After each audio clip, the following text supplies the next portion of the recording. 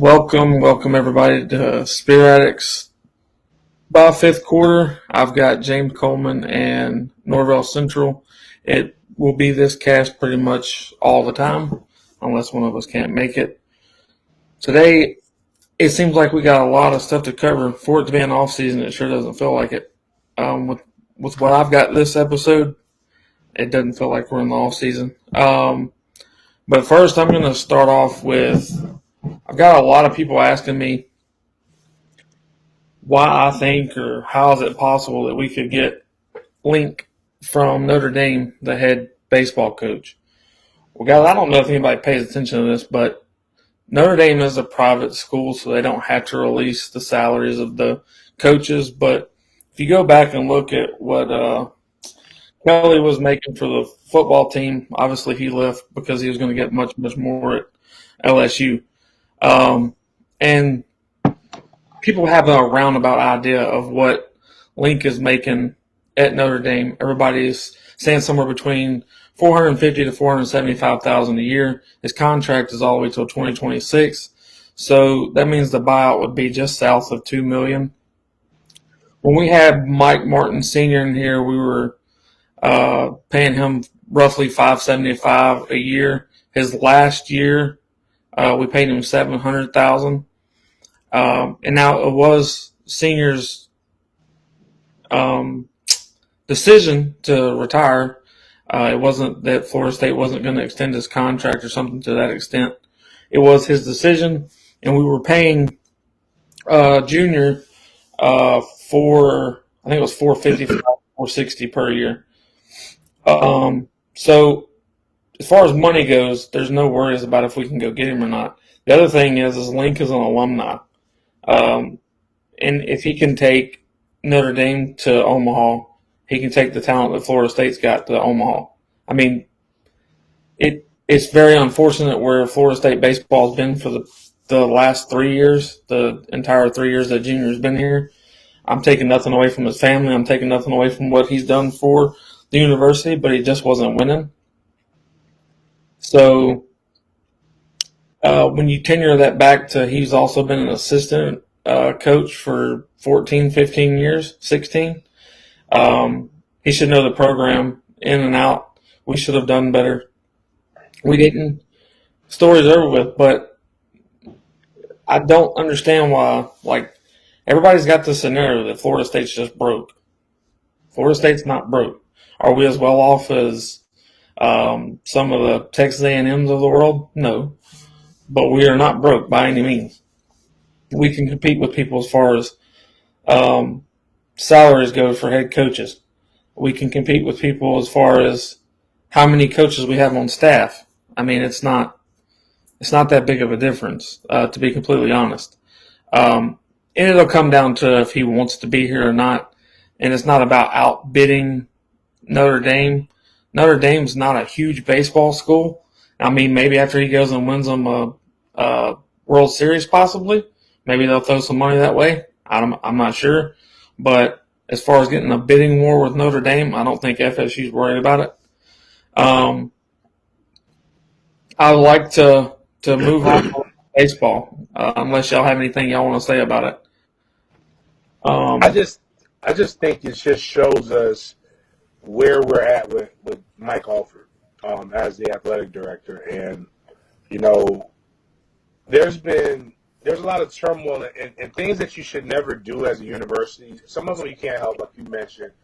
Mike Martin, Senior, decided that he wanted to step down before the 2020 season, after the 2019 season. You don't want your interim athletic director, and even though President Thrasher made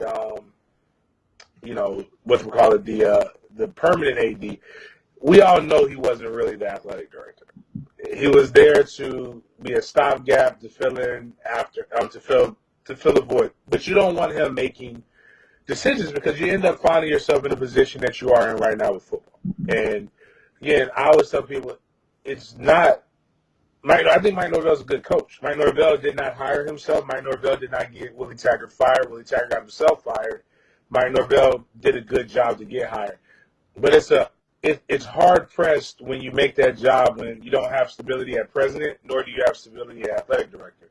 This was a good move considering that we're moving forward with Mike Alford. And what we just saw with Coach Lonnie with softball, we are able to give money that's comparable to coaches who are brought here to win and hold a standard. So, and we see what the standard is, and it's a good kind of preview for how Mike Alford will continue to lead as an athletic director. And I think that's what you kind of need to see right now is, and I agree with you, the money side of things. I just think it's weird how we are as a fan base and being involved in, I guess, FSU Twitter and all of the things. You kind of see what that is like, and it's permeated into the message boards. It's gone to our other social media things where there's this perception because Miami has a vocal booster that is a billionaire, even though we've seen the largest stock. He was a billionaire because of a stock, and we just saw the largest stock collapse probably in the history. I've never seen anything basically become a trash stock in less than a week. It lost 94% of the value that it had. So, but Miami's always been vocal. Miami's always said that Miami has embraced the Miami culture that came in the 80s during the cocaine cowboy days. Flashy, much bravado, and they played like that when they were good, but still you see where they're at. They've been playing football since, 1890s or something like that. They've got generations of Bull Gators. We were a women's college until right after the Second Great War. So we don't have generations of Mikos. Like they have generations of their equivalent is generations of Bull Gators. But let's not be misunderstood. We do have people who are willing to spend. We do have a university that's willing to spend. We just have to continue to we got guided into that. And a lot of it was because in every sport you had senior, and I can't remember the softball coach before Lonnie, but she's was it Graf? But she is a great when it comes to softball. You have Bobby. Like just thinking the three sports that we're really good at or have been good at, like we had three people who were there for generations, and they won in spite of. And I think that our biggest strength is our weakness. Is now our Achilles heel. Is that one of the arguments was why with Jimbo, and again I know we don't like Jimbo, but Jimbo was right in some things. We fought Jimbo tooth and nail, and still now is Bobby won without this. Why do you need it? But Bobby complained about the same things. Bobby just shifted his focus to winning. I always tell people, where would we be at if Bobby would have got the indoor practice facility that he requested in '95 at this point? And those are just some of the things that and then really even then we had Dave Hart, and Dave Hart did try to usher us into a different era, but there was a lot of fighting and pushback even when Dave Hart was the athletic director. But now we have Mike Alford, who has a fundraising background, has been in numerous places. The guy that became the new president of the Seminole Boosters, who was the vice president, comes from a background where he's a fundraising background, which we need. And I think being able to identify talent. I've heard an athletic director say this: every good athletic director has 3 to 5 names of the next ups already ready on speed dial for the day in case somebody leaves for another job, case of death, case of retirement. You just already know who it is that you would like to see, and then you kind of go from there. So I'm excited to see what FSU baseball does.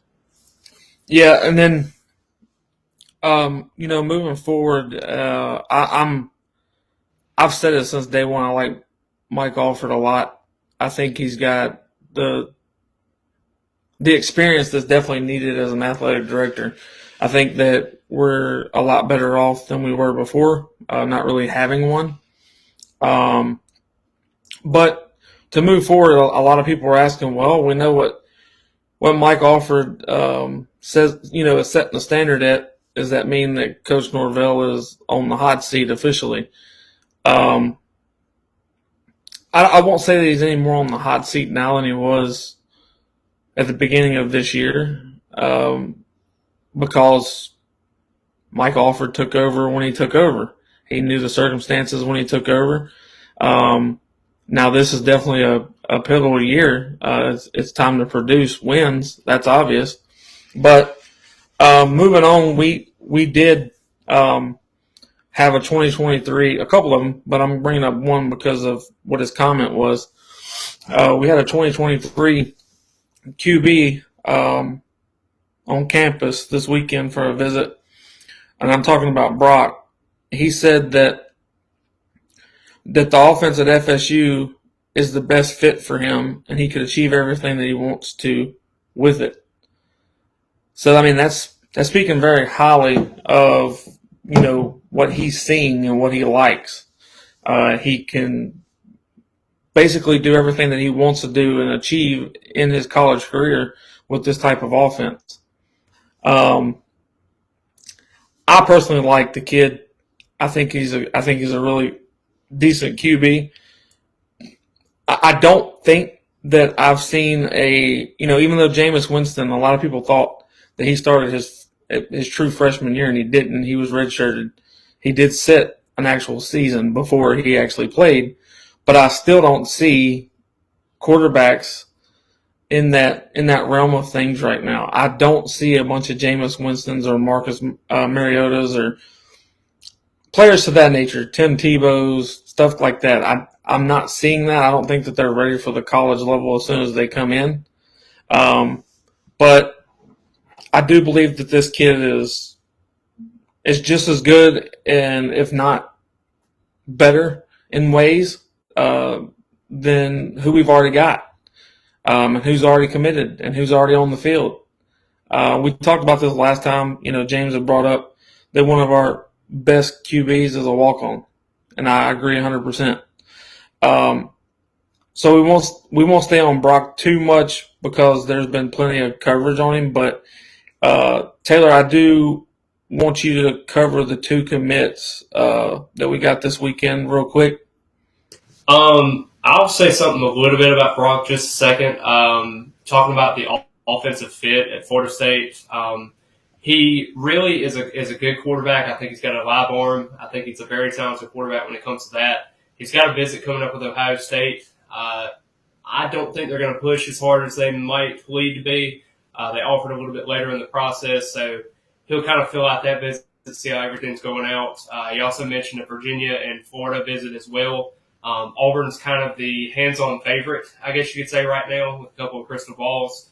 But just overall, I think that those four teams other than Florida State are probably somebody to keep mention of there. But I think if I had to take a guess right now, if Virginia pushes pretty hard with the success they've had with Brendan Armstrong, could be a good situation there. But I think Florida State sits in a better spot than what they sat in before. So that's always very good to see there. We had another quarterback to come in with Ricky Collins. They weren't able to interview him, and so you didn't really get many thoughts with that. But he is coming back for the 7-on-7 camp this Wednesday, so just watch out for that one. Purdue commit, so we'll see how that goes. He's got a trip coming up with Oregon, so we'll definitely see how Florida State stands with that. But it's definitely encouraging to see him coming back for Wednesday for the 7-on-7 camp. But just wanted to discuss a little bit about the 23 commits that we got. We got two of them. It's kind of underwhelming from Florida State Twitter standpoint. They look at stars and think everything's kind of out to get them at this point. But Jaden Jones is the first kid. He's out of Montgomery, Alabama. He actually transferred over to Hutchinson Community College. So it was kind of a developmental thing. His grades weren't all the way there. He was actually a 21 kid, 3-star prospect. He's quick around the edge. And kind of the funny thing about Florida State with the evaluation process, they weren't even going to Hutchinson to evaluate him. They were actually going to evaluate his teammate, Malik Benson. So he's a very highly touted JUCO wide receiver. Florida State's not really in the mix anymore with him, but they really like what they saw with him in practice. The problem is he basically redshirted last season, and this season he's kind of expected to have that huge role, but it's all just based off of potential at this point. Necessarily when you sign a guy like this, you're basically banking on potential at this point. Now, the other thing is, too, it's a tough business, so if it doesn't pan out later on in the month of December or late November and you feel like he's not a take, you don't have to give him his letter of intent at this point. So it's a really not a risk at all at this point. You're basically banking on ceiling projection. He's got the build at 6'6", 245 pounds, and I think that he could be a viable piece going forward. The other kid I'm actually really excited about is Quindarius Jones. He's actually from the Mississippi area, and he's one of those guys that is got no stars as well. I think this is a guy that you've really hit hard on because Florida State invited him to their elite camp in June 4th. Immediately offered him on the 7th. A couple of days later, he commits. So he's kind of like a Shaheem Brown type deal. He's played wide receiver, outside linebacker, corner, safety. I actually caught up with him. I'm going to be doing a fifth quarter article on that pretty soon with my Q&A with him. But very excited about the offer. Very excited about Coach Woodson and his development there. I see him mostly as a safety, instinctual to the ball. I think he tackles very well in space, and I think the only reason that he is unranked right now is because Florida State was literally his first camp that he's ever attended, and he's only been playing football for 2 years. So you kind of have to take that with a grain of salt a little bit, but I do think Quindarius probably ends up as a low 4-star before Florida State signs him, if they're able to sign him in December. I think both the offers were really good. I think Florida State got out ahead of some of the other teams that were involved there, and you kind of have to, when you're in a situation like Florida State with the last 5 years, kind of developing that process and wanting to get ahead of these guys in their recruitment, I think they did a really good job here. And I think Jaden Jones is probably going to be a 3-star JUCO prospect. He's got 3 years remaining when he enrolls in December if he does go to Florida State. And then Quindarius is just a regular recruit that'll have his full amount of time. So very excited to see that. What people got to realize, too, when it comes to recruiting, and this goes back to, I think we might have talked about this on the last show, is I think Jimbo Fisher really when he was on it, he had a great model. You don't get, and so I'm going to use Jimbo Fisher, but I'm going to also use another guy who's a good coach, had success, but I think went about it wrong. And that's Urban Meyer. And there's a lot of things to hate about Urban, but this is why I think Urban went wrong. Urban was solely focused on accumulating talent. So it was just about, I'm going to bring in as many 5, 4-stars guys. And even back in the day when I played, we recruited Tim Tebow at Florida State, knowing that we could do nothing with Tim Tebow. But it was more recruiting Tim Tebow to keep him away from rivals. And that does happen from time to time. But I think when you play that strategy, it comes to bite you in the butt because then you have a bunch of guys that don't fit your system. So I say Jimbo, especially on the offensive side, recruited body types. He quarterback with a live arm, that's what he wanted.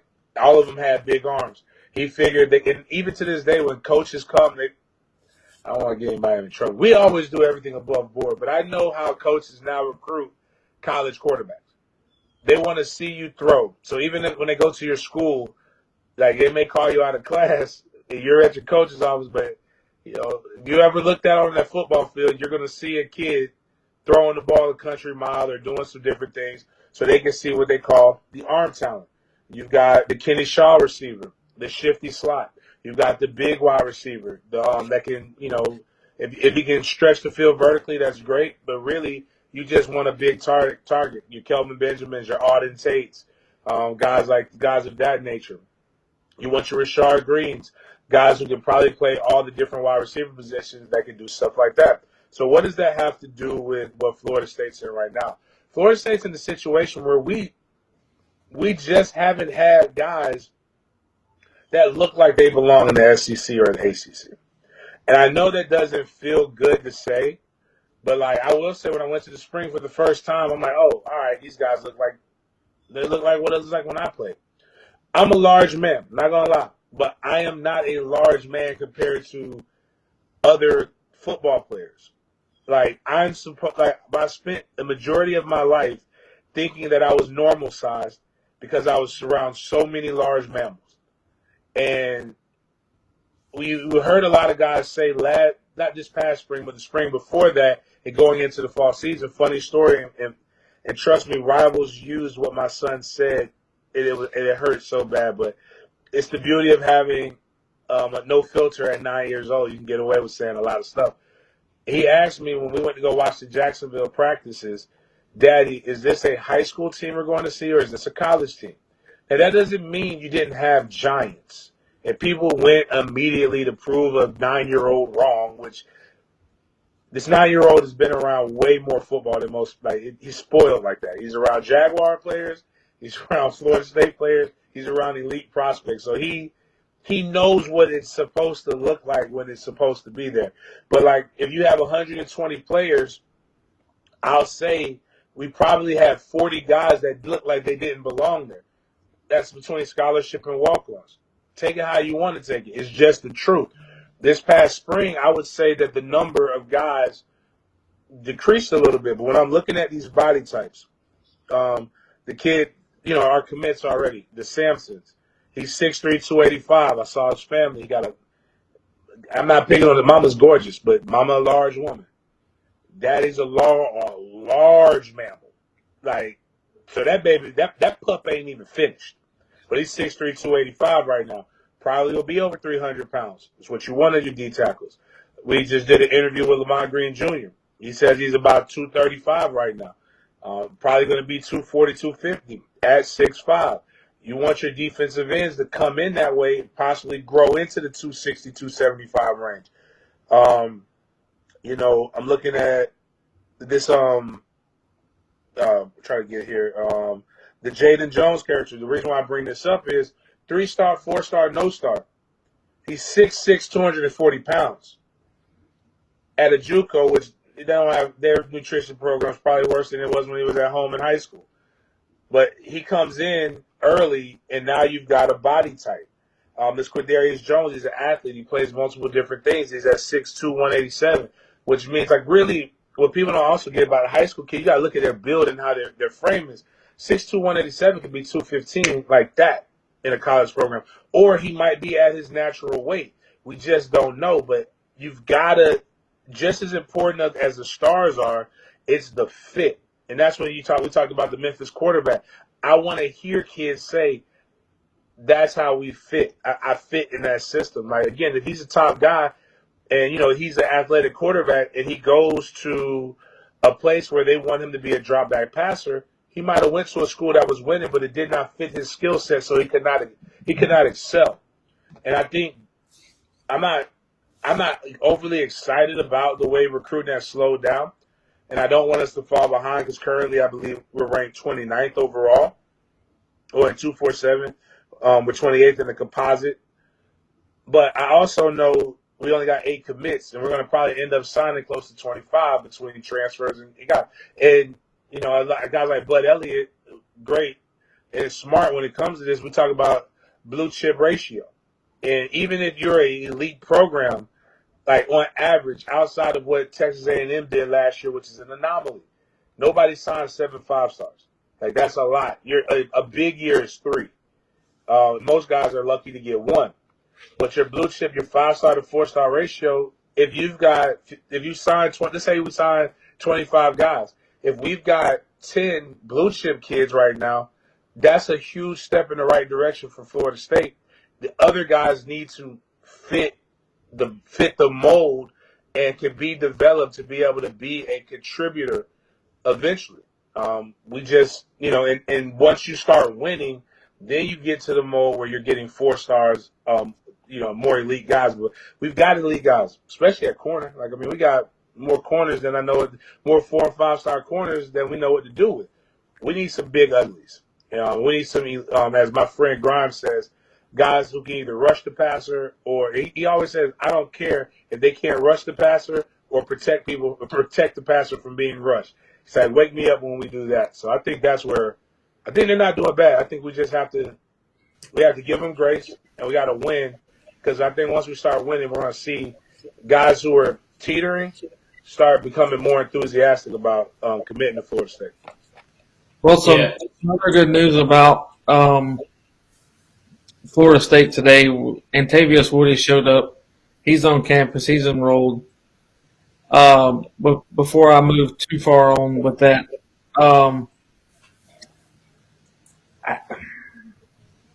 I've never been hooked on the whole stars personally myself. I do think that it has some merit to it. I'm not going to say that it has none, but I do know particular players right now, personally, like the Jay O'Reilly. That kid should be nothing less than a 4-star, and he literally went to one camp. He was a no-star, went to one camp, now he's a high 3-star. It's just about who sees you and who evaluates you. So there's a lot of guys out there that are not ranked that go to one camp and end up a 3-star out of nowhere. I do want to say Williams actually was that he was like a 5-star composite at one point, went down to a 4-star, went to a camp, went back to a 5-star. Immediately after the camp, he fell back down to a 4-star. So, I mean, that wishy-washy kind of situation there is not, sustainable. And you can say that star rankings matter because they do. I mean, it's a good benchmark for where a prospect stands, but it doesn't mean everything. And I think everybody gets caught up in a lot of stars. And like James said, there's only a certain amount of 5-stars you can add because there's only 35 5-stars in the nation. So, give or take right now, I mean, if Florida State lands, which should have been Sam McCall last year, he got downgraded from a 5-star to a 4-star right as soon as the cycle ended. Same thing with Julian Armella. He was a 5-star with Rivals, turned around right before signing day hit, and he signed with Florida State down to a 4-star. So it means something, but it doesn't mean something at the same time. And just think Florida State's in a good track right now. They also got Abambi Tiafase. He's actually coming in. He's a defensive tackle from Maryland. He actually was in the last cycle, but ended up having some grade issues, ended up having to take a class, and now he's back to kind of getting a situation there. And he actually took an official visit this past weekend, and now he's picking between UConn, also Virginia Tech, Arkansas, and Florida State. And if he does choose Florida State, he's enrolling on Wednesday, and he's part of this class. So pretty exciting news for Florida State if they were able to get him. And he even talked about what he stood at right now. He's at 6'3.5" and 3'11". So, I mean, that's a huge kid. And he's a former wrestler as well, so he's got that background also. The biggest thing with him is he was a wrestler for quite some time. He hadn't played football all that much. So it's really just a learning process. He'll probably be an academic redshirt just to kind of make sure because he's a 17-year-old kid at this point. So I just think that there's going to be a lot of growing pains with that one if he does choose Florida State, but I like where Florida State stands right now with Tiafase. Well, and another thing, too, stars do matter, but they don't. I always tell it like this. Can the person play – the first step is, can they play college ball? If they can play college ball, then I think – and typically how the rating system works, if you get a Division I scholarship, you're a 3-star at minimum. Now, where you're at varies, but can you play? Now, can you play Power 5? And there's a lot that goes into that. How are you big enough, fast enough? Does your film, blah, blah, blah. There's something like 2,003 stars. Like, it's a lot of things that go. That's why where people come with give me the 3 stars with heart. Well, when there's the numbers state that somebody's gonna be good, right? But it's still it still matters where you play at. I was a no-star, but I developed because I was around a bunch of 5 and 4 stars. We were the number 1 recruiting class in the nation when I came in, and there was a lot of competition, and the cream will always rise to the top. I was underdeveloped in high school. But I got developed because the saying iron sharpens iron. But I will say this. This is the thing that I've asked a lot of people, and probably why they all started hating me and started making things a little more difficult, because I'm a logical person. I also was in the training industry for 15 years, and I trained a lot of people. And really when I asked the question was, the greatest athlete that I've ever trained was a young man by the name of Derrick Henry. I don't know if people have ever heard of this guy. He's the first time I've ever thought somebody might be an alien. I wasn't 100%. I'm not sure he's human. He's done stuff that I've never seen done before, and I've trained some elite guys. I don't know how he do it.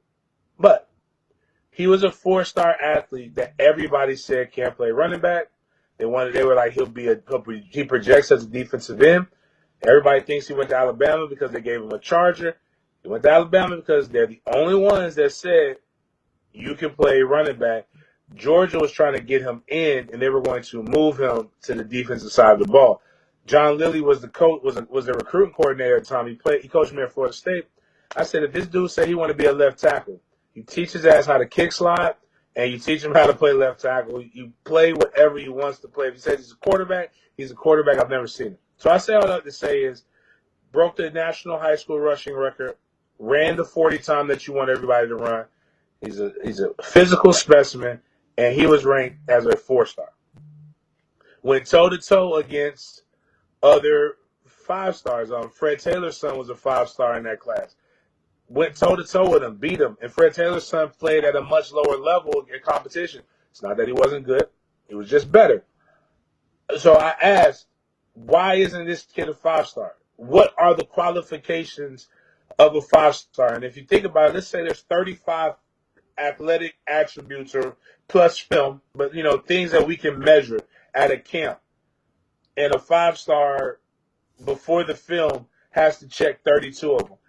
Then we can all see tangibly how we can measure this, right? We can grade it. Is it sub 4.6 puts you for a skill position? Sub 4.8 for a lineman that puts you in an elite speed tier. But there is nothing. There's nothing. It's nothing but a bunch of people who get back and collect data and really have relationships with some of the 7-on-7 guys or some people that have access to kids, and they get the 4-star ranking that way. Or they want a kid to get bumped down so that their kid can get bumped up, or they got a gripe against certain universities. Matter of fact, Myron Rolle is another example of it. Myron Rolle was a 5-star top prospect. Once he committed to Florida State, they bumped him down a little bit. Not saying it was a beef against Florida State. I'm just saying what happened because I remember it. Another situation where this happened was with Dalvin Cook, and this is right when I first started dabbling in writing for recruiting. Dalvin Cook is the best high school running back that I've ever seen. I don't know Booby Miles is a joke, but there's a bunch of other cats. All I know is they asked Florida Varsity used to be a site. Michael Langston used to run it, but after he left to go to War Champ, I started writing for Florida Varsity, and they told me to look at the top 5 running backs. It was Sony Michel, Yearby. Sony Michel was ranked higher. Yearby was ranked higher. There was somebody else, and then I believe Dalvin Cook was right after that. I watched Sony Michel's film. 1A ball, no breaking long runs, very physical, 5-star running back. Yearby, 4-star running back, same school, Miami Central. I cut on Dalvin's film, and all I saw was separation. And I'm literally watching it. I'm like, yo. And I wrote the article. And I put Cook, Yearby, Michel. I'm like, the 2 best running backs in the state of Florida are in the same goddamn backfield. And, people ripped me. Told me I didn't know what I was looking at. Well, the proof is still in the pudding. Dalvin's one of the best running backs in the league, been on the same team. Sony's doing well. But Sony didn't have the college career that Dalvin Cook had. But that's coming from an eye of a guy who's played the game. And I can tell you the things that I look for. There's a clear things that I look for in skill position players' film. I look for, obviously, running backs got to run. Got to be able to catch. Can you pass pro? But when are your touchdowns you separating for people? Or is it everybody's running, you're stride for stride, somebody's pulling on you, and you're barely getting there? Every one of Dalvin's first 3 minutes of his highlight film are literally him from here, and you see him going this way, and it looks like the other guys are standing in place. And I know the jerseys that he was running up against because I played with guys from those schools or against them, and they're traditionally faster. So I say all this to say is that go watch the film and trust the opinion of the people who you consume. Guys like us. If you watch the other ones, I only trust my own eyes and what other coaches say. I've learned to not, but that's me being involved in it. But yeah, if I tell, like I've heard tell you, I like writing about my favorite 3-stars. You know who was a 3-star that I wrote about? Trayshawn Ward. His coach told me about his high school coach is a friend of mine. And I didn't write about him because he's a friend of mine. He said, look at this kid and tell me what you think. Looked at it. I was like, well, dang. He's actually pretty good. He should have had a scholarship out of high school, but he chose Florida State. But my point is that you gotta just not knock it. There's got to be a rhyme and a reason. And I understand maybe people not feeling it because Florida State's not winning, but I like these body types if nothing else. And I can't wait to go watch more film on these guys so I can get a better idea of what they are and what they aren't. Yeah, absolutely. The craziest part of it is to think if Derrick Henry would have went somewhere else and if he was not a running back, what we all would have missed out on. Taylor, I think Florida State fans should be excited about this. According to the numbers, this is the best defense that Florida State is going to have since 2013. Would you like to touch on what they see possibly and why everybody's saying that? Well, I mean, you want to start out at the interior, the bad boys, as James likes to call them. I mean, you got Robert Cooper, you got Fabian Lovett. I mean, those two guys are your foundation at that point. You might say, okay, we don't have Jermaine Johnson and Kerr Thomas anymore, but you're bringing in a guy with Jared Verse who had 9.5 sacks last season. You're talking about a Derek McClendon who had 3.5 sacks last season. Is going to be able to elevate to that next role. You got a guy like Dennis Briggs that's coming back off of injury. So you got pieces that are there. And you're looking at the linebacker core. You've got probably the best linebacker core you've probably had since 2015 at that point, with Tatum Bethune with 108 total tackles, and then you turn around and have Kalen DeLoach at 69 total tackles. Let's not forget DJ Lundy had 69 total tackles last year. So Amari Gaynor, I mean, even Omar Graham Jr., who I don't think is going to contribute this year, it's still talent that you can add to that room. Brendan Gant, who I think's got a chip on his shoulder that can potentially come in sub packages. There's a lot of skill when you're even looking at the secondary. I mean, you're bringing back 4 out of the last 5 defensive starters, minus Jarvis Brownlee, who went to Louisville, and you're bringing in a safety duo with Jamie Robinson and also Akeem Dent, who I think is going to be one of the best safety duos in the country. So when you look at all of that kind of combined together, and if that defensive line can combine for 31 total sacks like they did last season, or even it's not even a fact that the guy has to basically have 11 sacks by himself. I mean, you just have to get a collective effort. I think even a guy like Patrick Payton could step in that role. So I really do like the skill of this defense. I do think top 30 is right. I've been telling people that they've kind of given up on the Adam Fuller train a couple years ago. You saw a lot of people kind of criticizing him in certain aspects, and let's not forget. I mean, that 2020 defense was pretty bad with some NFL talent on there, other than Asante Samuel. They were able to kind of resurrect itself in 2021 later in the season after that 0-4 start, and then now you're talking about having a little bit more confident of a group. And I mean, when you're bringing back 8 returning starters, I mean, the proof is in the pudding at this point, and I think it's going to just continue to evolve. They're going to continue to have confidence, especially later on in the season when they're playing a little bit more easier opponents. And I think they have really showcased themselves at LSU, and I think it's really, really possible for that to happen. Yeah, I'm the thing that I'm most excited about is that you got the Jamie Robinson, the Coop, the Kalen DeLoach. I mean, the names are they're going to stand for themselves. I mean, you can't take the talent away from what the young men have. And them being more cohesive with one another, them being able to play together. Like, that's the thing that people aren't understanding. We haven't had consistency for 3 years consecutively in the past 5 years. Like, we don't have consistency due to new coaching staffs, whether it be players leaving, transferring out, players transferring in, a transition class, whatever the situation is. And, the article that I wrote for Fifth Quarter, people took it as that we're just making more excuses for Norvell and the staff. I'm not making excuses for Norvell. I'm not making excuses for the staff. I'm 100% in agreement that Florida State fans should not be excited about being 6-6. But when you haven't went 6-6 in the past 4 years, 3-4 years, you have to start somewhere. You have to get back into the consistency of winning and getting to bowl games and then getting 8 wins, 9 wins a season.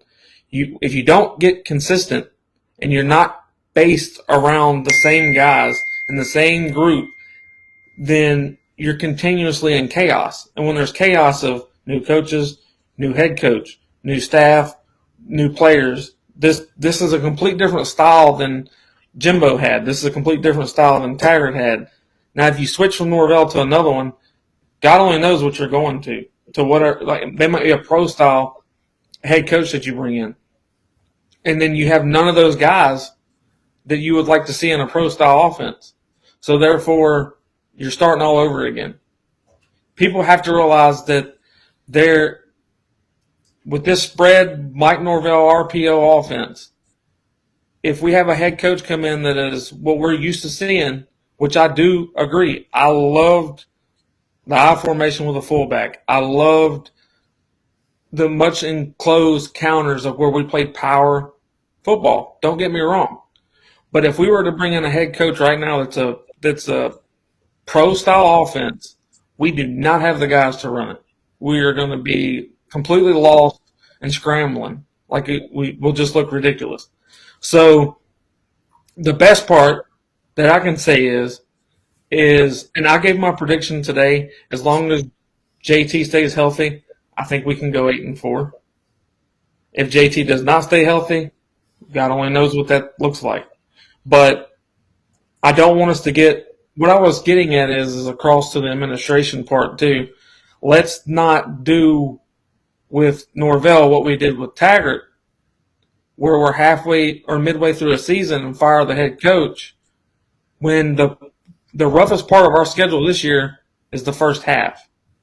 So it's very easy for us to go, 4-2 or 3-3 at that point. Let's see how the rest of the schedule goes before you start cutting off heads, because the roughest part of your schedule is at the beginning of the year. So I'm not making excuses. I'm stating that we did not, and I've said it more than once, we did not give Willie Taggart's tenure long enough. He got cut off at the head before it was time to do so, in my opinion. And that's my opinion, not everybody else's. So let's not make the same mistake twice and do it with Mike Norvell.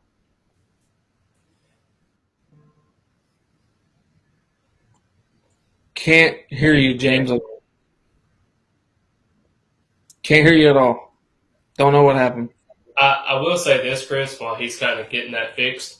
I know we talked about the returning players that Florida State has on its defense. And the one thing that I think a lot of people don't really understand is the returning coaching production that we have coming back also. I mean, you have John Papuchis is still coming back, Odell Haggins. You turn around, Chris Marv is leaving, and he went to Virginia Tech to be the defense coordinator. But you you hire internally with Randy Shannon, who has head coaching experience, that's been in the system with being an analyst. And, we'll see how his recruitment goes with that position. Marcus Woodson, I mean, the list goes on and on. I mean, the staff is there. The remainder of the staff is there, considering that how Florida State has had all these losing seasons. They've lost a kind of a picture of direction, and now you're getting to a situation now where everything is kind of falling into place to having that guidance. Yeah, and then, and it's exactly like what you said, though. Yeah. You name them, Joe, you got Woodson, you've got – I mean, and to my – how do I say this? In defense of did I want Kenny Dillingham gone? Not necessarily. Did I think he was the greatest fit for Florida State's offense? No, not really. I think he was too inexperienced. And a lot of people are saying, well, if I thought Kenny Dillingham was inexperienced, how come I don't think Atkins is? Well, Atkins has been around as an offensive coordinator for a lot longer. He's been around football a lot longer than Kenny Dillingham. So there's my reason. Yeah. Do I think Alex Atkins probably needs to be a head coach right now? No. But I'm will he get the continuous support from the Florida State alumni and being able to continue to be a good offensive coordinator so far, continue to kind of evolve in front of the coordinator type of deal where he's able to call some of his own plays. I think Mike Norvell's going to probably be able to do that early in the season, kind of fill everything out, because Alex Atkins is going to have to continuously work on the offensive line. When the offensive line coach does, they primarily have a lot of responsibilities with that, and then you turn around and be an offense coordinator as well. So just a lot of factors that's going to go into it, but super excited to see how Florida State's coaching staff kind of gets everything together, and I'm really excited how they piece everything together too. Well, yeah, it's like we talked about last week as well. Like, I don't think people realize how monetized Florida State's offense has been for the past 2 seasons. That's right. Being the reasons of our offensive line hasn't been, too great. Our wide receivers haven't been able to get separation. And that sounds like a broken record with me because I say it over and over again. Yeah. But we have not been able to get separation. So therefore, James Coleman joined. I'm going to try to add him back and see if it helps. Is that better? Yep, we can hear you now. All right, cool. All right. Yeah, so I was just in agreement with a lot of what you were saying, Chris, in terms of what the season can be. And I know, like, COVID, I don't believe in year zero. I think that's BS. Because if that's the case, then nobody should have took a salary. But people got paid. And if it's also we had other schools that were in similar situations that have had success. So Lane Kiffin at Ole Miss has had success. Arkansas, who hadn't won an SEC game in years, has had success.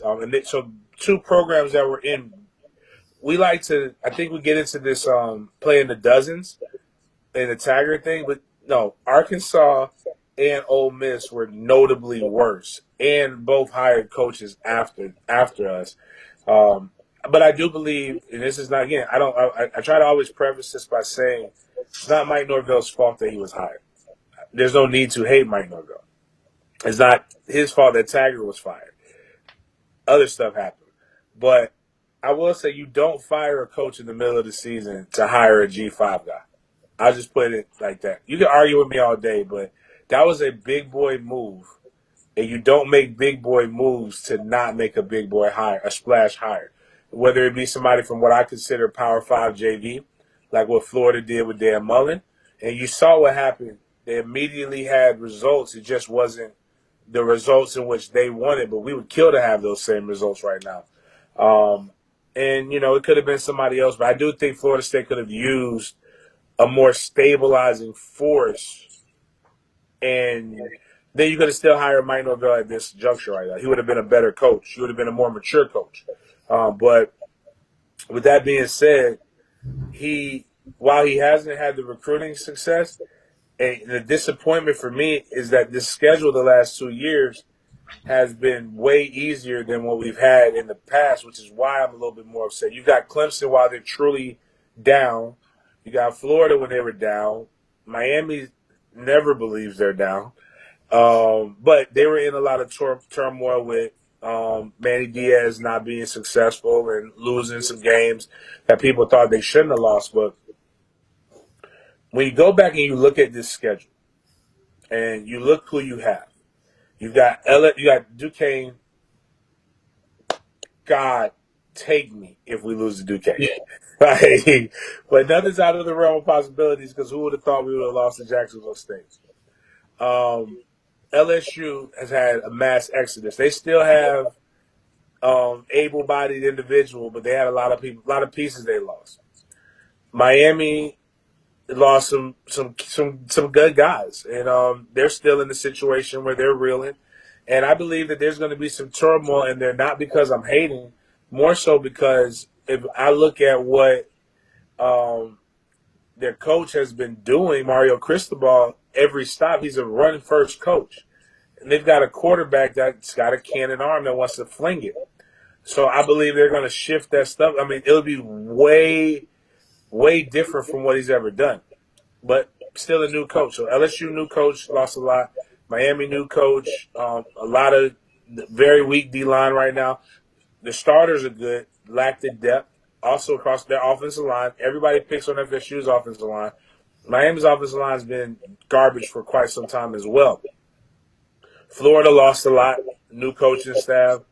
A quarterback that's got and both Miami and Florida both have quarterbacks that have high rankings for the next year's draft, which is also something that comes into play. Because sometimes when you start peaking, like everybody talk again, it's why I find the NIL stuff hilarious, because we've always dealt with money.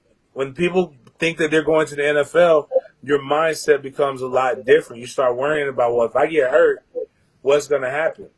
But you got that. You got Clemson still reeling, but still Clemson.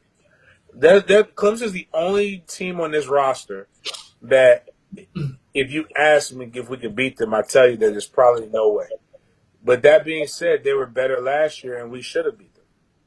And Jermaine Johnson was a factor, but still, like, there's some things that we should be able to do. So I'm just kind of going through these things. North Carolina State lost an elite, once in a lifetime left tackle.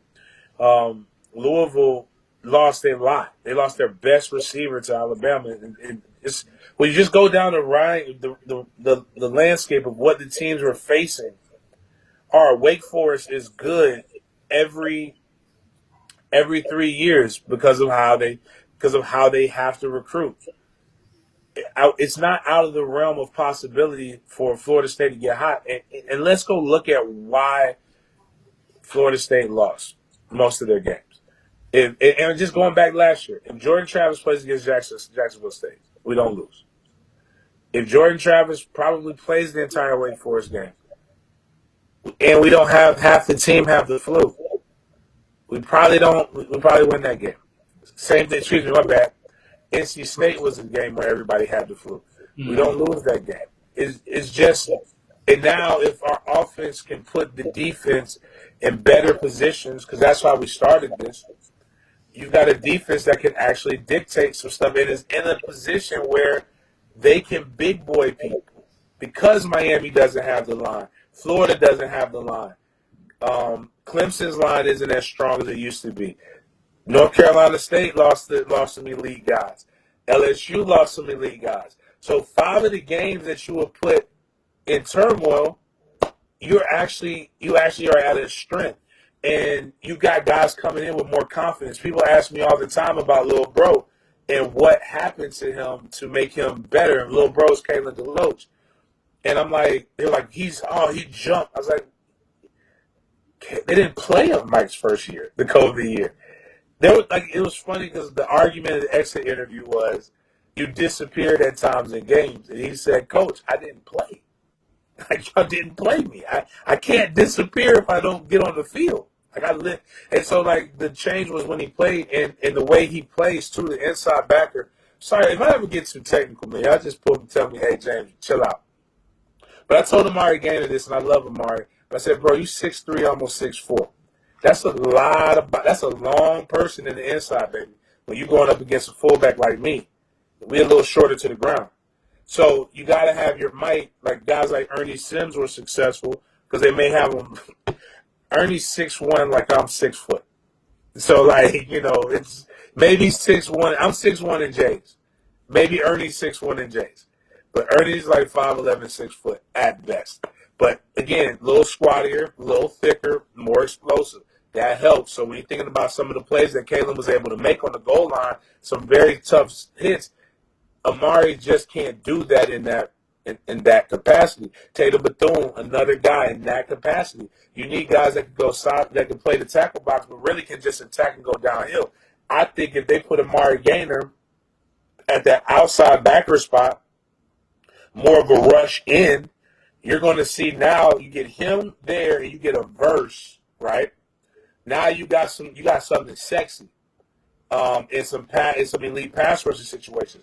Or if you want to flip it to a true 4-3, you get a verse and let him do you go a lightning blitz, let him come inside, have a Gainer come on the outside, McClendon come from the other end spot. I say all that to say is you actually can throw some pieces together that can make people confused with the introduction of guys who are going to be a year better or freshmen who are playing better than they would in the secondary. You got Knowles coming in playing a year better. You got Cooper coming in playing a year better. That biblical name kid from Niceville, was it Azariah, AZ? We'll just go with AZ Thomas. That was the first person that I noticed at the first spring practice. That tells you everything you need to know about him. And now we bring in Akeem Dent, finally feeling comfortable in one position. You got Jamie Robinson. Everybody has hated Coach Adam Fuller from jump. And I've been on the Fuller bandwagon. Not really bandwagon. I just say, if you dislike him, you got to dislike everybody. So everybody blamed the defense during the COVID year. Like the offense was scoring a tremendous amount of points. And they were putting them in bad situations. I still don't understand Mike going for it inside our own 40 on fourth down. That is like suicide to it. You only do that when you have – actually, you don't do that when you have the number one defense in the nation. You're putting them in a bad spot. So you got that. Then they made a huge jump last year. The only thing that's been consistently moving forward and progressing is the defense. So they're getting the pieces. They're doing what they need to do if they continue to develop. And I like what Randy Shannon's doing with them. Randy Shannon's causing these guys not to think. Atkins was a more technical sound guy. Randy's more of a, hey, man, go make a play. And that's kind of that's why I think the defense is looking better now. Yeah, I agree. Taylor, is there anything that you want to touch on as far as, I don't know if you got to speak to Antavius Woody at all, if you just said you were going to do a Q&A article with somebody. But yeah, with Quindarius Jones. I talked to Antavius earlier yesterday, and I talked to him this morning also just to confirm that he was arriving in Tallahassee. But he, like I said, everything kind of panned out grade-wise. Everything's good to go. Academics are all squared away. He really showed a lot of heart to be able to come to Tallahassee, so it was really good from him to really buckle down, really get to his classes, everything, and really show that hard work and dedication. So very excited to see him a part of Florida State. I preferably, I know Florida State loves him in interior. I want to see him play both interior and defensive tackle just to see where everything pans out, just to see where he fits better, where he molds a little bit better. But if Tiafase, if he comes in, is a 22 kid, he enrolls, gets everything there. If he does choose Florida State, could be a situation where Florida State holds off on that idea and then goes to just being an interior. But like I said, I know that Langston's done a couple of interviews with him before. He talks about how much he loves to be a defensive tackle just because of his violent hands. So really excited to see which position he plays. I can see both sides. He finishes blocks very well as an interior, and he is an absolute tank now. He probably is not better than Kanai Charlton, because that kid is 340 pounds, and he's ready to pancake you right at the start. So overall, though, I do like the take of Antavius Woody. Very glad that he's coming to Florida State, and super glad to see where that goes. But, yeah, even somebody's asking out here about the mystery person. I'm going to let one of y'all be able to do. well, I mean, look, guys, whether he's really here, whether he's really not, I'm not gonna post anything else till I have further evidence. But I do have people that I speak to on a day-to-day basis that have like two of the people that would tell me that he's there could care less about Florida State football. They just go to school there, and they just have no reason to say that he's there if he's not. I have been told by 3 total people that he's there. All I can say is just keep paying attention because they'll be on the, what'd you say, Taylor, the student directory. So, I mean, just keep on the lookout. If he's there, it'll end up showing up. There was multiple people that said that they had seen him there. Whether he is or isn't, it's not going to make or break us this season or next season. But if we have any more information or I get any more information or proof, then I'll share it with you. James, I do want you to share a little bit about your interview with Boots. And, guys, y'all make sure y'all go and check out the interview that James did with Boots because it was really good. and let him tell you a little bit about it to make you want to go over and check it out. Yeah, one of the cool things is I grew up watching Lamont Green, senior, at Florida State. Really good linebacker. And if you haven't followed him, Boots has got a chance to grow up in front of FSU's eyes, and I pray my son would be one of those same types of kids that you'll remember, like you saw him when he was a pup, and you've seen him experience and stuff, and now he's good enough to be a prospect that you're excited about. So, we talk about all of these different things. Like even when when I first saw him work out, he's got the Coke bottle glasses and he's got this long neck, and I'm like, I don't know what this, because he's a boy. With boys at 13, 14, you don't know what the hell they're going to be. And then all of a sudden my mom called, you got your man muscles. When your man muscles come in, you start looking like something. But to see it and then to see like the technique and the athleticism, and really in the interview, it's especially in today's society where so many people, not just forget black fathers, white fathers, whatever, the dad is not really honored at all in today's society like that. But to hear a young man talk about his dad and how his dad has been so influential in getting him to where he needs to be at, and talking about listening to his father and all this stuff, it was really good. And then just the tenacity and the impact. Something that him and Luke Cromanhawk, who I interviewed as well, the two guys who were commits that went to Mike, you can get a glimpse on what a camp's like with Coach Norvell, and you get a glimpse of a true MFTK attitude. And the MFTK attitude and how it started, it's my nonprofit, and some tongue-in-cheek joke in there as well. It started with recruiting.